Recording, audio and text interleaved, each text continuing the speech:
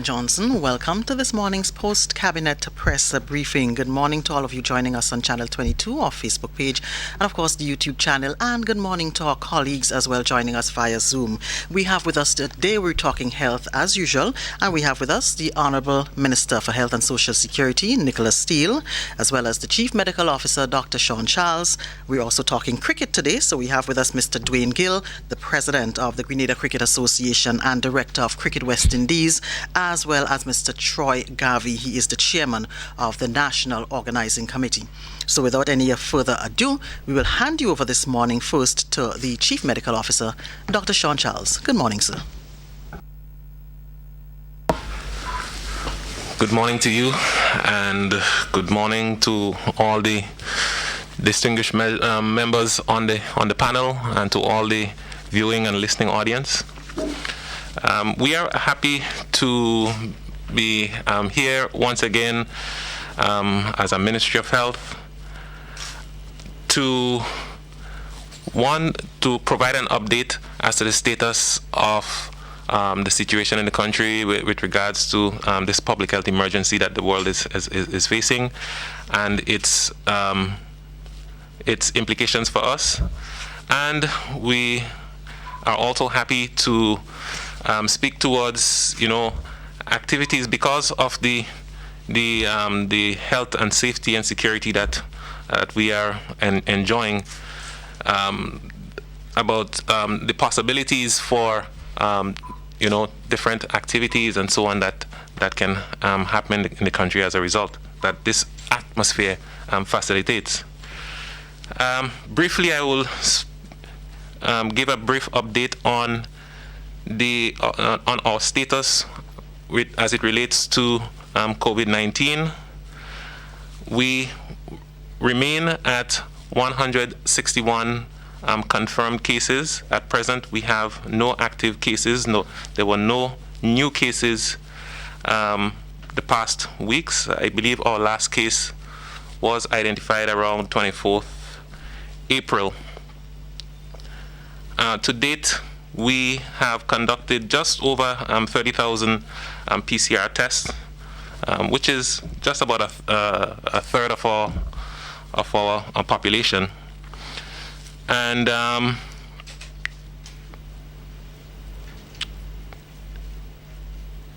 we as a result of our recent adjustments to our protocols, which is facilitating travel, we are having many more persons coming to our shores. So we have a total of 377 persons who are presently at different stages of their quarantine process.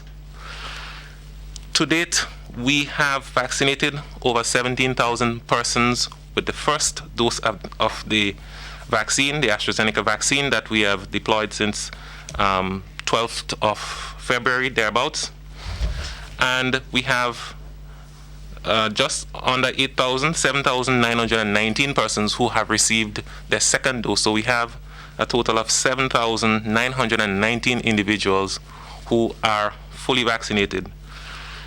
We are, encouraged, and we are pleased, and we are thankful to all of those individuals who have taken the decision to get vaccinated. These are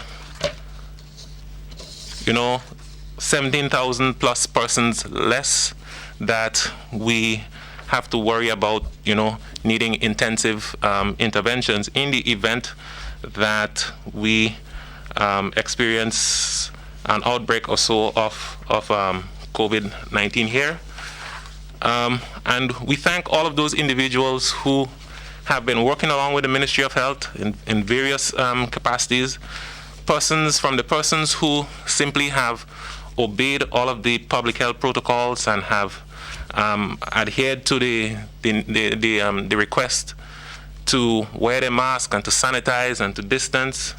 You have all contributed to us being safe, to all of the businesses and everyone who has contributed to us having this safe environment that we currently are in.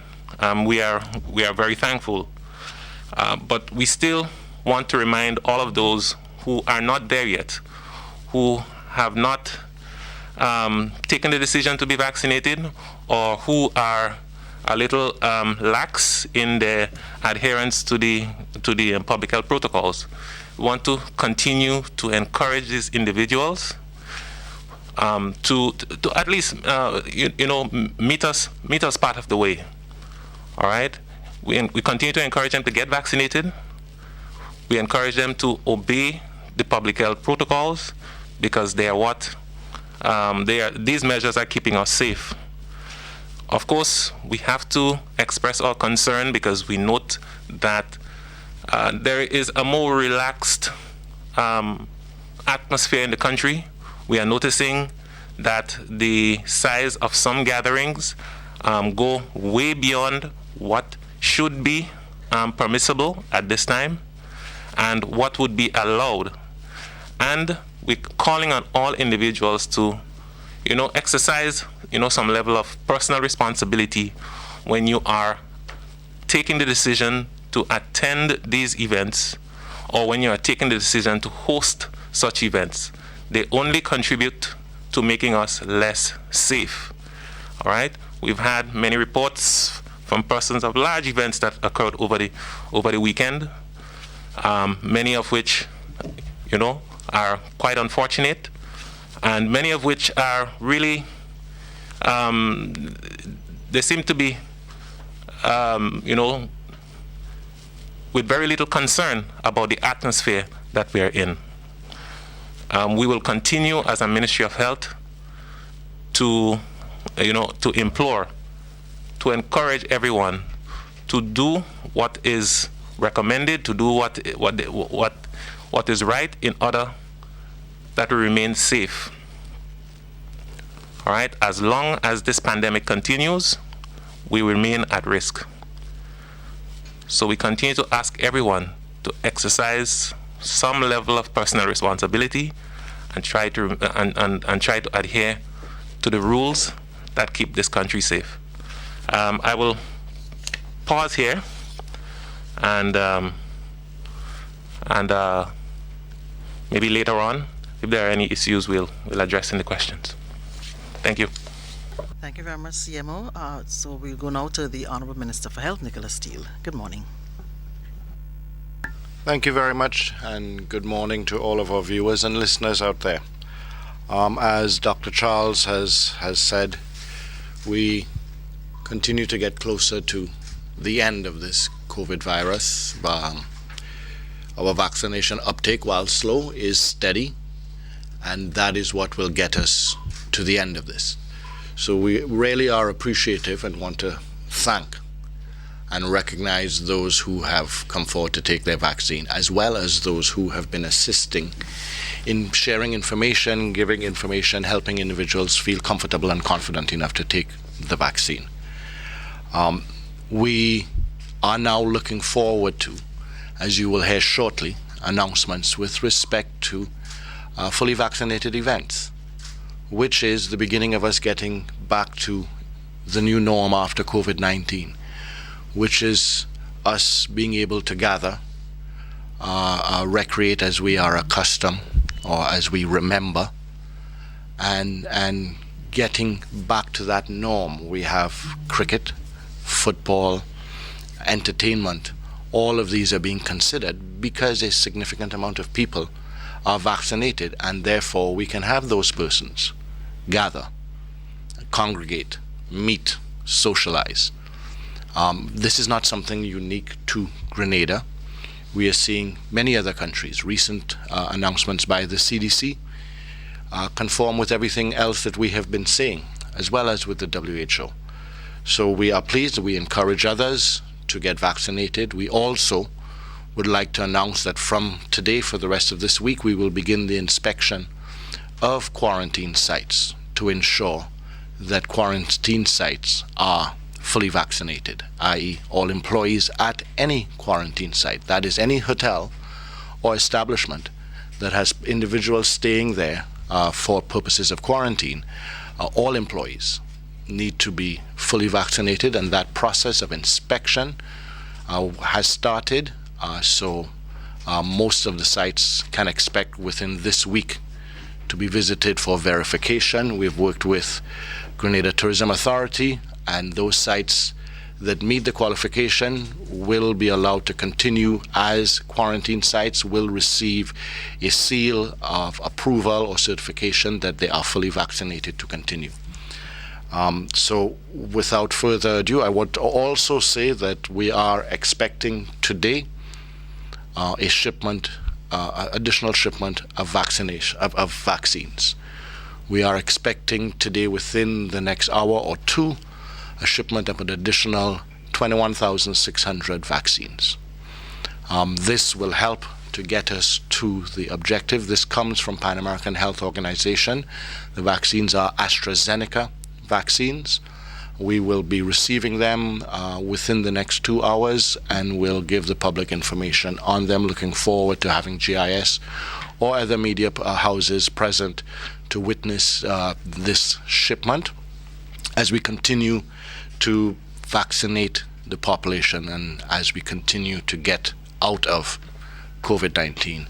In closing, I just want to take this opportunity, as always, to thank our frontline personnel, those who are in the front lines for the swabbing and testing of individuals in quarantine and coming in, and in particular, those who have been on the front line for vaccination at our various vaccination centers. Mainly our community health nurses, as well as the assistance we've been getting from volunteers from St. George's University, from WINREF, and from private sector doctors who have been coming forward and assisting, as well as retired personnel, assisting in helping us to vaccinate the entire population and getting to that goal. It is possible for us to get to that goal.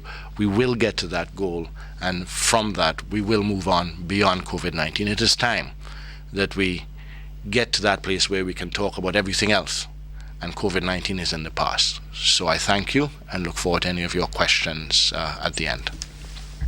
Thank you, Honourable Minister. So we go now to Mr. Troy Garvey, the chairman of the National Organizing Committee. As I mentioned, we're also talking cricket this morning. Mr. Garvey, good morning. Good morning to our viewers and listeners across the country.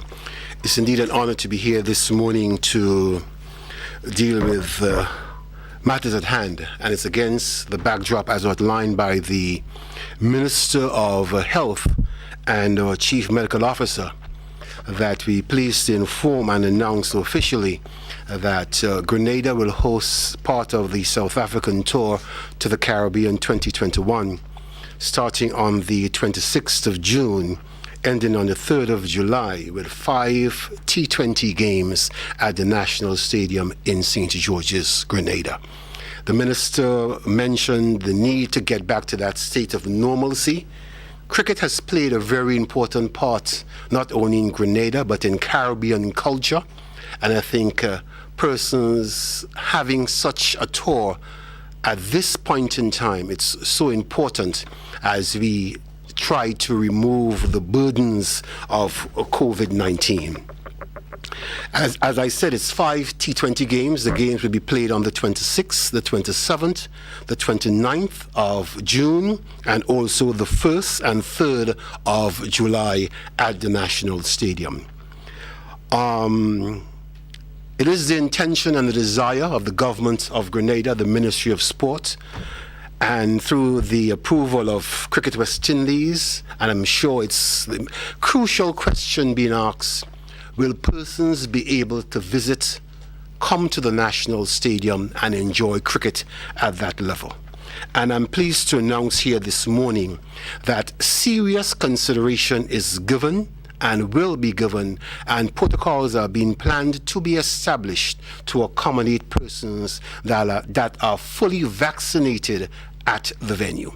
It's quite crucial, and it's not by sheer coincidence, I'm sure, that we share the platform here this morning with health. One would like to establish the importance of the event, the importance of responding to the present situation nationally and globally, and we think using the wonderful, the beautiful game of cricket can serve well for us here in Grenada. As I said, the games are coming. We have had lots of inquiries, not only locally, but also from the diaspora. What is happening? Can we come with the restrictions being lifted a bit with the flights, the number of flights coming into the country now on a daily basis, with the quarantine protocol being changed for persons who are fully vaccinated? I think it's a great platform for the persons, especially in New York market, who would like to come home to just get some ease from the stress and pressures of the COVID-19.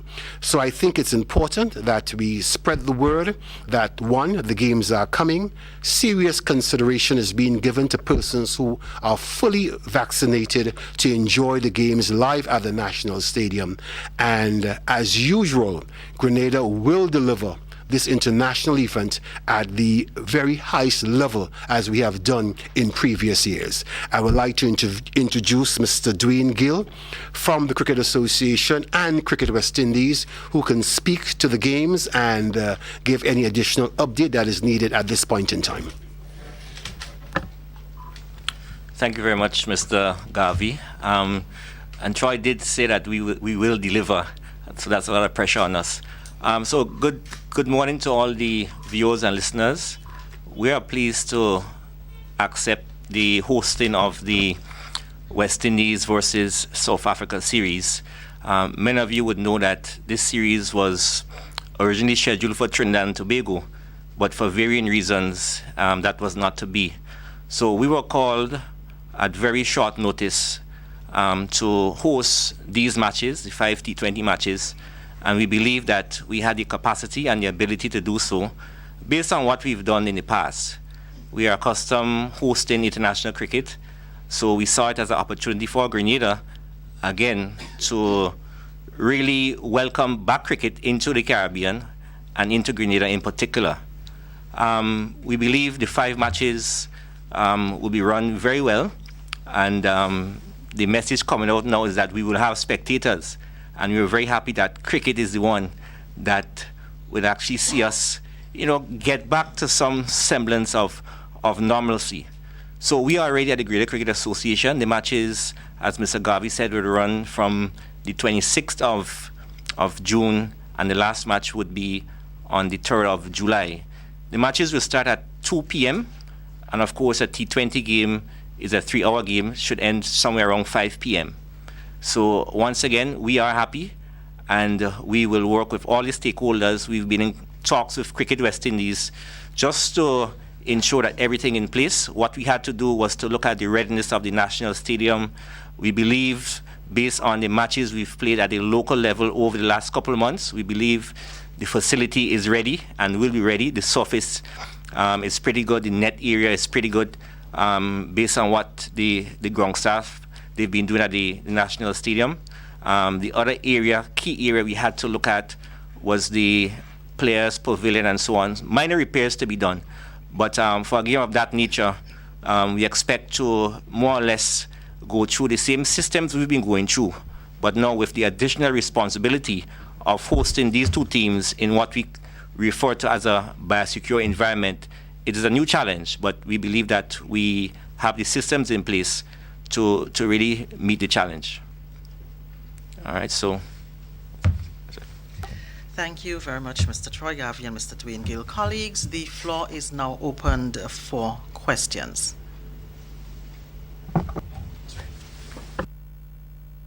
And colleagues, let's just bear in mind that we have to be as brief as possible as we can be today, as I had mentioned in our correspondence, because we have to be at the airport to witness the arrival of the shipment of vaccines. So let us go as quickly as possible. Thank you.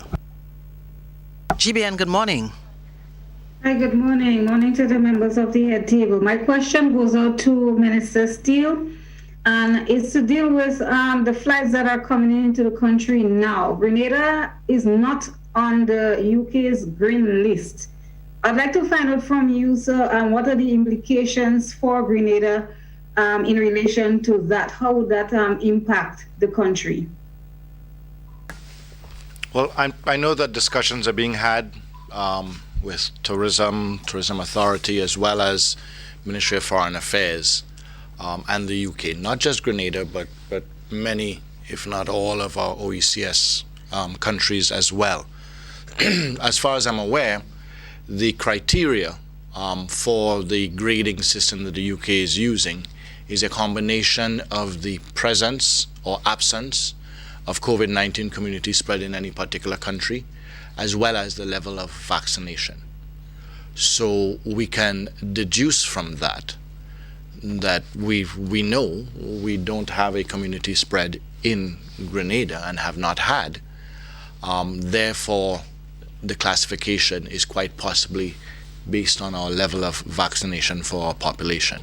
But we do not have a definitive statement from the UK government on this, and I know that discussions are being had at present. Country, when I say that, otherwise having, the exchange in terms of the economic flow, the exchange of currencies, people coming in, to help the economy to, say, rebound in the sense. But being on that list where it's not as convenient for an individual to come to Grenada and then return to the UK, then it is not as appealing for an individual to come to Grenada to return to the UK. So particularly those who may be coming for vacation or so, and therefore they may avoid. So it would have a negative impact on our tourism industry as a whole and potential arrivals from the UK market. So that's why we are working on that discussion, and that's why we continue to encourage the population. So this is not the Ministry of Health giving ourselves its own classification. These are other countries that are saying the same thing that we are, that to be not fully vaccinated or to have a population not optimally vaccinated is a risk, not just a risk to that population, but a risk to individuals visiting that country as well. And that's basically what the UK is saying. They quite likely are looking and observing, and once we get to the required level of vaccination or rate of vaccination, my hope is that they would reconsider their classification and upgrade us.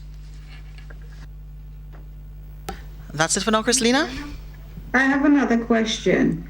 Minister, with the expected shipment today of the AstraZeneca vaccine, have there been any recent consideration given to other vaccines for a person who would want to really make a choice? Because there are people who want to take the vaccine, but they don't want to take the AstraZeneca. What would you say to people who have that in mind?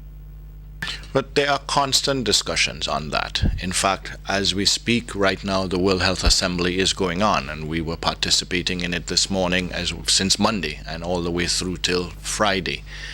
And that is a significant part of the discussion. The countries like Grenada requesting, demanding, negotiating access to other vaccines. At this point in time, we only have access to the AstraZeneca vaccine. We have said, and we will maintain our principle, that we will only access vaccines that are approved by the WHO. So we continue to try and get others that are approved, but up to this point in time, we do not have confirmed access to any other type of vaccine. AstraZeneca is one of the most widely used vaccines in the world and is extremely effective.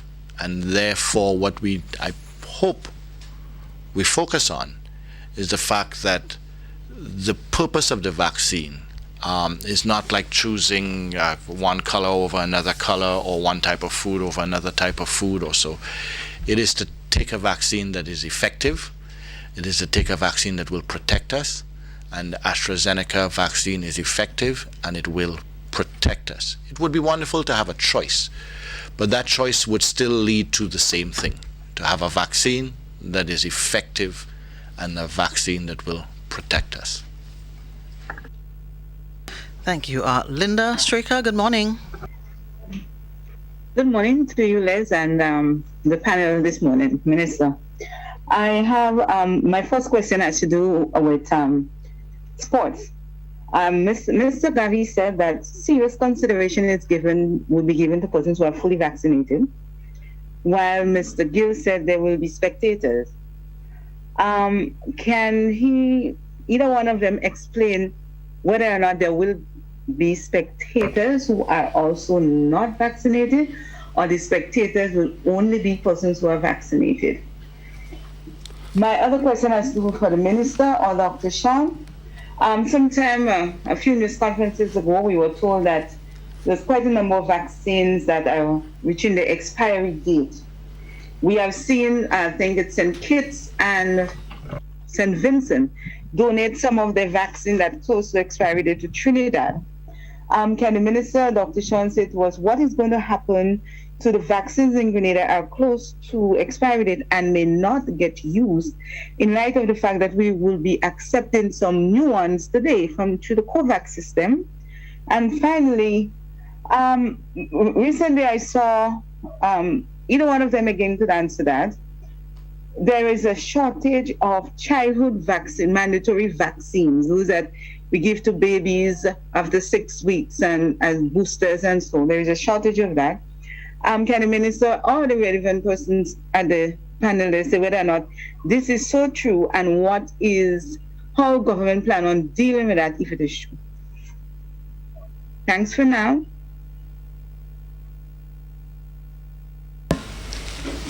Okay, so with regards to the vaccines, as we've announced previously, the vaccines that we have on hand, their expiry date is coming to the end of June. We are seriously looking at our present uptake to determine the number of doses that we will administer by that expiry date. The excess that we are not able to administer, all right, we have considered, yes, sending it to countries who have a better uptake and who can use them. And we will do that at least with time enough for them to be able to administer those vaccines. Let me just add to that the vaccines are quite likely the most valuable liquid on earth right now.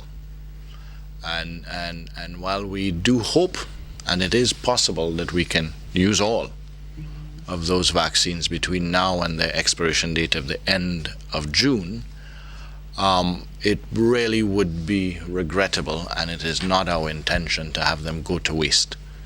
So yes, we have been approached by other countries to ask, and we also need to remember that our first delivery of vaccines came from a shared agreement with our OECS countries, and therefore the principle of sharing has existed from day one with our OECS and CARICOM brothers and sisters, and I see no reason why that principle, although regrettably if we would have vaccines that we wouldn't be able to use in time, why that principle wouldn't follow.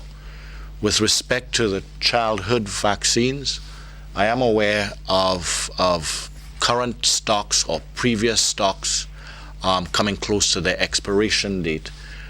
So therefore, the community health nurses deciding not to use those and wait for new stock. So that may have resulted in some delays for individuals who were looking to take their vaccinations for their children, but I think still within the allowed window for that, and follows the general principle of safety first always. In response, If I could just ask the minister something directly linked to what he would have said. With regard to the childhood vaccine, can you explain to us how Grenada really procured these vaccines? And if we're coming close to expiry date, how that's applicable for collectively, seeing that what is going on around the world now? All right, so maybe I can take this one. So we source our vaccines through a facility called the PAHO Revolving Fund. This is where most countries in our region, we source our vaccines through these mechanisms. Now, you must be aware that COVID-19 has caused lots of disruptions, including supply chain issues. Now, what must also be made known is that many of these childhood vaccines are manufactured by the largest vaccine manufacturer in the world, which is the Serum Institute of India. So expect some delays due to the disruptions caused by COVID, and some of the disruptions that, in receiving these childhood vaccines have come from this very process, in that the disruptions that are caused by its supply chain throughout the world as a result of this pandemic is resulting in delays in receiving some of these supplies. In response to the concern with the cricket, one must note that Grenada is not isolated here. And I would like to take you back to in recent developments in sport. Recently, the stopping of the IPL, the situation in Trinidad. Originally, we were not scheduled to host those games. It was scheduled for Trinidad and Tobago, and they had to be moved because of the condition there. The issues surrounding the hosting of the summer games in Japan is something that is being looked at. I also like to reference the NBA last year, how they had to establish that bubble to host the games. It's a similar environment that we are faced with here, having to preserve and ensure that that bubble is not compromised in any way. So, as we stated quite clearly, it is the expectation to have fully vaccinated persons wishing to view the game live to do so at the National Stadium. But we must establish protocols to ensure access, to have them properly seated. There are certain things that must be established, and we must do so with the Ministry of Health to ensure that the protocols are established and firmly understood. So it's not a situation where you just have to come buy a ticket and go into the stadium. There are a number of issues that will not be the same. It's quite different from the last sets of games that we hosted here. So that must be taken into consideration. So we will provide, like how we do it, as the earliest time to let persons know the consideration is being given.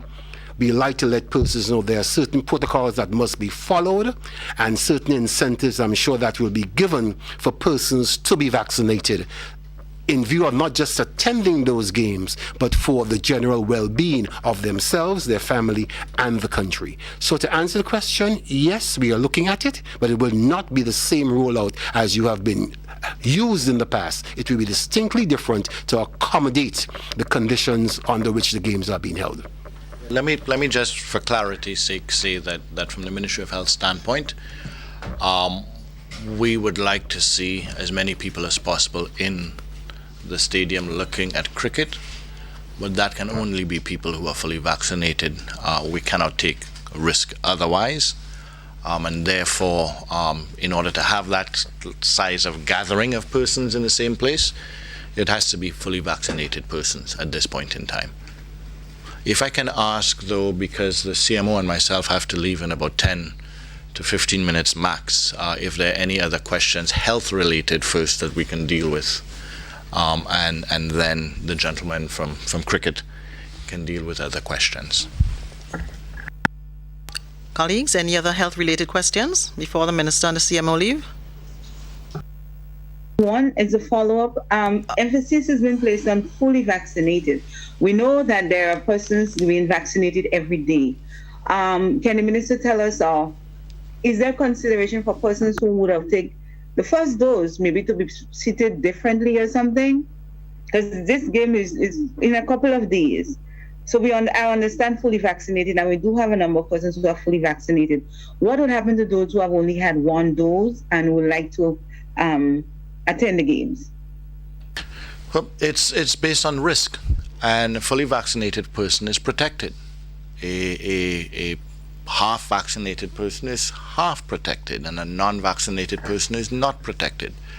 So we want to make sure that individuals who gather are protected. So that would be, at this point in time, I do not see the option of going beyond fully vaccinated individuals. Nancy Maguire, good morning. Good morning, Minister and everybody. I'd like to go back to the vaccinations and health. With respect to children, I think there's around 16,000 people between 10 and 19 years in our country. So where do they fit in as we go to the rollout and the fact that the AstraZeneca vaccine is not approved for children yet? And most importantly, where do they fit in the school situation? But again, as Troy is there, does that mean these children will not be allowed to the cricket match? Thank you. Well, I believe that question is an easy one to answer. We do not yet have a vaccine that is recommended for persons under 18, so those individuals are unvaccinated. So they will not be considered as fully vaccinated, and as such, unfortunately, are not considered here. Let me say that we also look forward to the day when AstraZeneca or any of the other vaccines, there are some right now that are approved for individuals under the age 18. And if we have access to any of those, or if and when AstraZeneca is approved for individuals under 18, we would be looking at vaccinating the individuals under 18 who come forward. That's going to help to add to our numbers. At this point in time, it's one of the reasons why as many of us who can should be coming forward to be vaccinated, so that we can protect our individual households. Because we need to recognize that there's some of us who may be willing to be vaccinated that can't be vaccinated because of their age, or because of a legitimate pre-existing condition, So we need to be our brother and sisters keepers. Any other from you, Nancy, quickly? All right, Nisha Paul, good morning.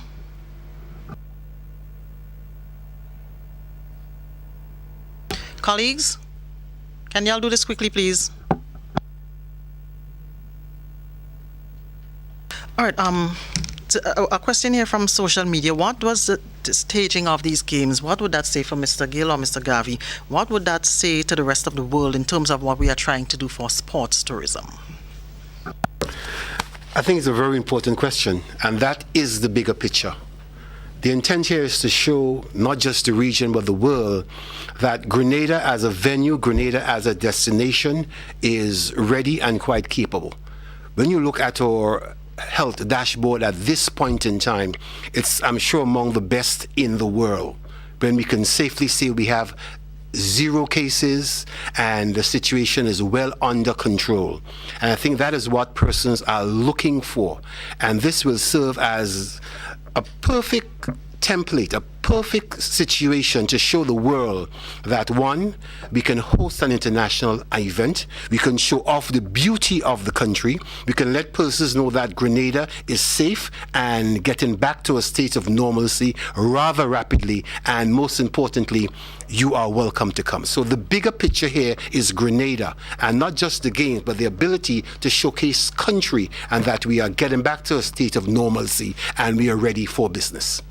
Yeah, just let me add to that. Our country hasn't changed. COVID exists throughout the world, but Grenada, the stadium, our people welcoming, being who they are, that remains the same. What has happened now significantly, as Troy has said too, one is our track record in keeping COVID-19 under control, but two, our ability to have vaccines available for our population when many other countries still don't. And as such, we were able to accept the hosting of the games. That's one issue, that the athletes, the cricketers, the teams and the officials can come to Grenada and play the game. And then because we have access to vaccines and we have a significant percentage of our population who are fully vaccinated, we can also have them go to the stadium and look at the games live. But if we didn't have access to vaccines like other countries or so, then, as you're seeing happening with other games, that the teams compete, but the stadium is empty. In Grenada, we are able to allow persons to go into the stadium because they're vaccinated. And when you look at other countries, let me repeat, you will see other countries where games go on, but the stadium is empty. So it's one step forward, it's a welcoming step, and it is showing that we are on the way to getting out of the woods, so to speak. All right, I don't know if there's any final thing from both yourselves, health officials, because I know you have to leave now. Well, from my end, I always like to encourage persons to, look at the bigger picture. All right, consider what you're doing right now and how you contribute to this. I remember last week we spoke about acute respiratory infection and how quickly we noticed it increase through the island. It was like I say, it was a signal to us that many persons were not adhering correctly to the measures, and if it were COVID, it would have been an unfortunate situation. All right, and that is why I always come back to persons and say, listen, it is about personal responsibility. It's about protecting yourself, because many of the individuals who came down with this mild respiratory condition, if it were COVID, they would have caught it just as easy. The difference would have been that some of them may not be here right now. So it's a kind of a wake-up call. It's telling persons that, listen, I need to check myself because I caught this thing so easily. And it is what we have been trying to say time and time again. All right, we must do what we can always to ensure that we are safe. How easily you are able to catch this mild acute infection that passed through, the same way you can get COVID. If you are not vaccinated, then you are exposed. It means that you will get COVID just as easy, but what is missing is that you're not vaccinated, you're not protected, and you will face a more severe, consequence. So I want to encourage everyone, get vaccinated, follow the rules. All right, let us continue to ensure that Grenada continues to be where it is, because I'm sure that many of our peers are looking at us and they are saying, well, we wish we were where Grenada is right now. All right, reporting 0 active cases, 0 new cases. All right, let us fight hard to ensure that we stay that way, and I'm sure that we will attract the attention of many more prestigious events such as this cricket competition and others in the future, because they are looking at us, and it is a sign that we are on the right track. But we can only get there and stay there if we all contribute, if we all do our part. Thank you. Yeah, let me, in closing, say in the last year and several months, it's been a period of restriction,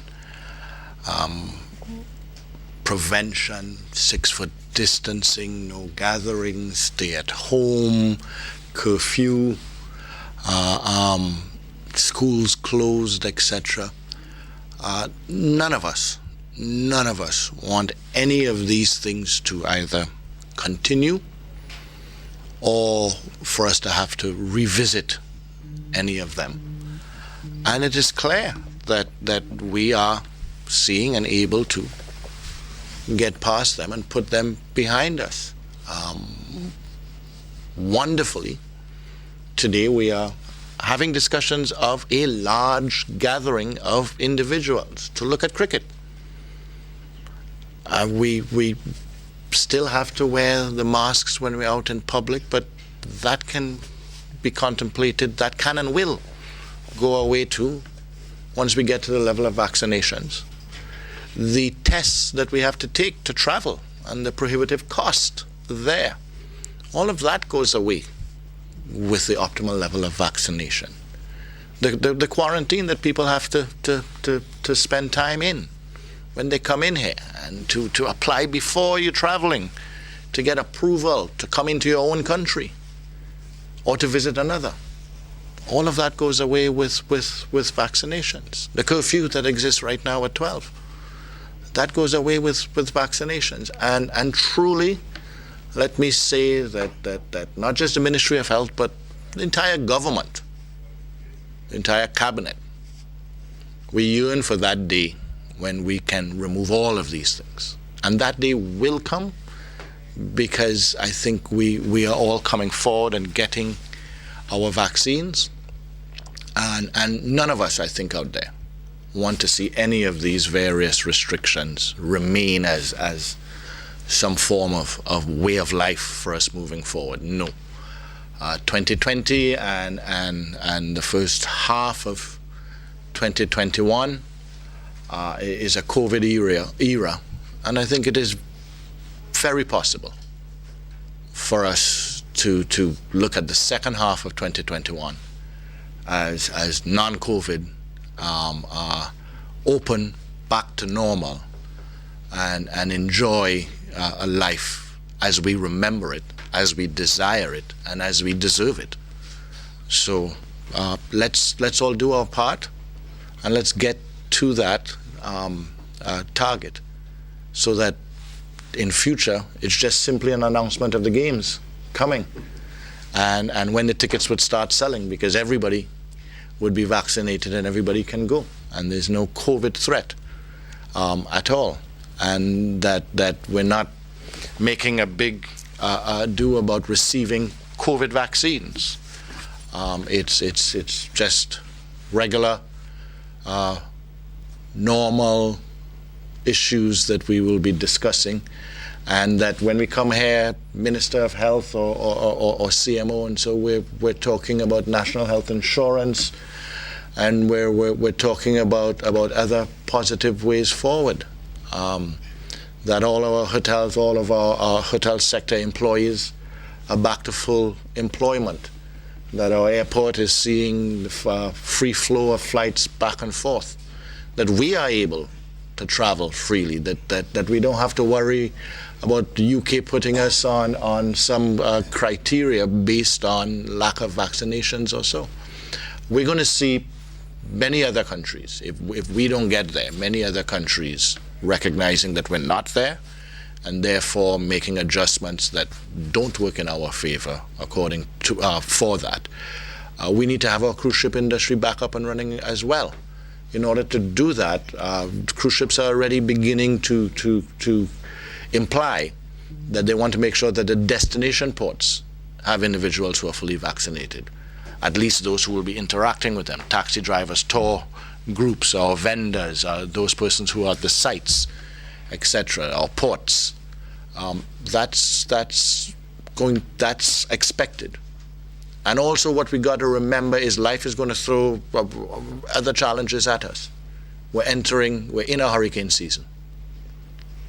And we need to be able to deal with any and all of the other challenges that will come in the future without having to deal with the challenges and restrictions that exist from COVID-19. So I, for one, am looking forward to getting past it. I, for one, am looking forward to being at the stadium because I'm fully vaccinated and enjoying a very competitive set of matches with friends, family, fellow Grenadians who are also fully vaccinated, because I think we deserve it and the time has come for us to do that. Thank you. Thank you, Honourable Minister Nicholas Steele, Minister for Health and Social Security. Thank you as well to Dr. Sean Charles, the Chief Medical Officer. Colleagues, as we mentioned, these gentlemen have to leave because they have to be at the Maurice Bishop International Airport to witness the arrival of a shipment of vaccines, AstraZeneca vaccines, from PAHO. But we still have with us Mr. Troy Garvey, Chairman of the National Organizing Committee, as well as Mr. Dwayne Gill, President of the Grenada Cricket Association and Director of Cricket West Indies. Anybody else has questions for the gentlemen who will remain? Nisha Paul, good morning. Do you have a question?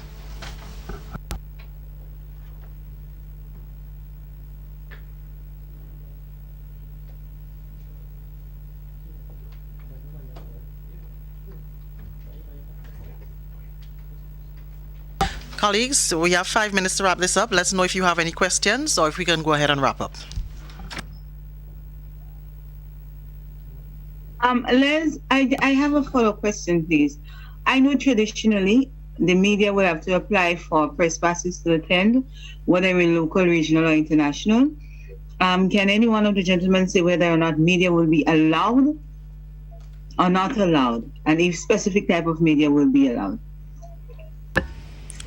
Thank you very much for that question. Okay, so presently the discussion from Cricket West Indies is that only the broadcast media, the media carrying the games for the international audience on television, that's the only media that will be allowed to cover the games. So there will be no print media per se, and there's also a small commentary team. There's a station out of Dominica who has the rights for the radio commentary. So there will be a few local commentators. So that's the position at this point in time as it relates to the media. Can you tell us in Grenada who have the rights to broadcast it and whether people will be able to listen or hear it locally? At this point, no, I don't have the information. That will be forthcoming from Cricket West Indies officials. Just want to make mention of one thing, is one must also take into consideration the short notice at which we'll have to deliver those games. And there are a number of issues, a number of things that's being worked out as we speak. And one will hope that as early as next week, all those concerns and so will be addressed. And it's not I just want to also make it clear that mention was made of who has the rights, the broadcast rights, and the use of local commentators. One will understand that it's not business as usual. There are a number of things that must be taken into consideration. But I'm sure that the games will be available on the radio and television. Who will be delivering it is that we let you know in as soon as is possible. And the message here, it's not normal times, so you will expect the different changes as we deliver those games. Any other question, colleagues?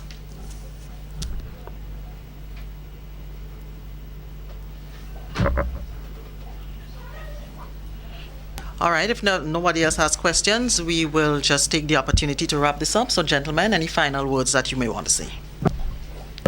Just to say, from an operational standpoint, we are excited to host these games. We have a responsibility to ensure that the players, the support staff of both teams are secure. That's at the point of entry into the hotel, onto the ground for practice sessions, and ultimately for the matches as well. There will be a number of international media from the cameramen and so on here as well. They also would be in that biosecure bubble.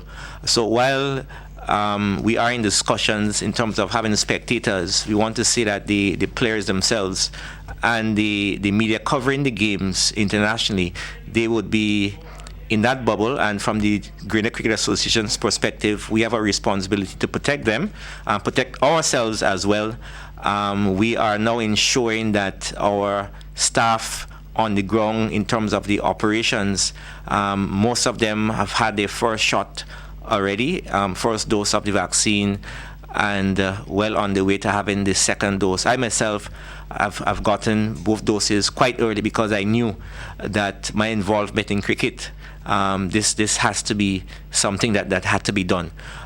So from that end, I think we are almost there, and we will be ready to host those games come June 26th.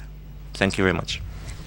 In conclusion, I'd just like to say that Grenada has delivered at the highest level, going back to 2007 with the Cricket World Cup.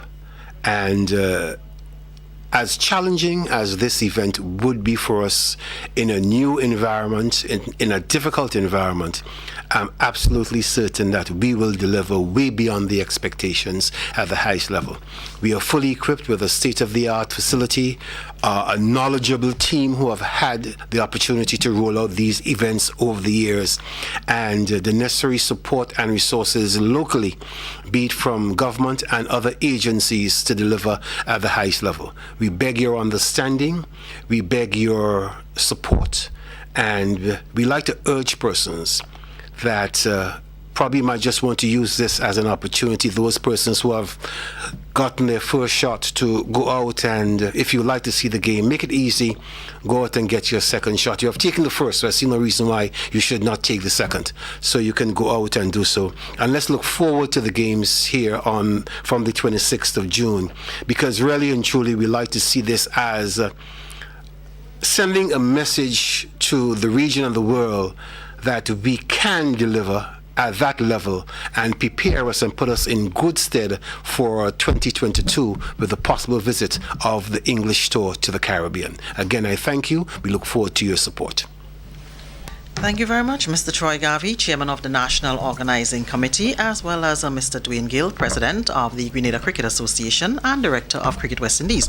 And we also want to say thank you to the Honorable Nicholas Steele, Minister for Health and Social Security, and the Chief Medical Officer, Dr. Sean Charles, who left just a few moments ago to head down to the Morris Bishop International Airport to witness the arrival of a shipment of vaccines. So, colleagues, thank you as well for all of you joining us via Zoom, as well as the viewers who joined us, Channel 22 of Facebook page and the YouTube channel. It's always a pleasure to be with you. Have a blessed and productive day, everybody. We'll see you again next week.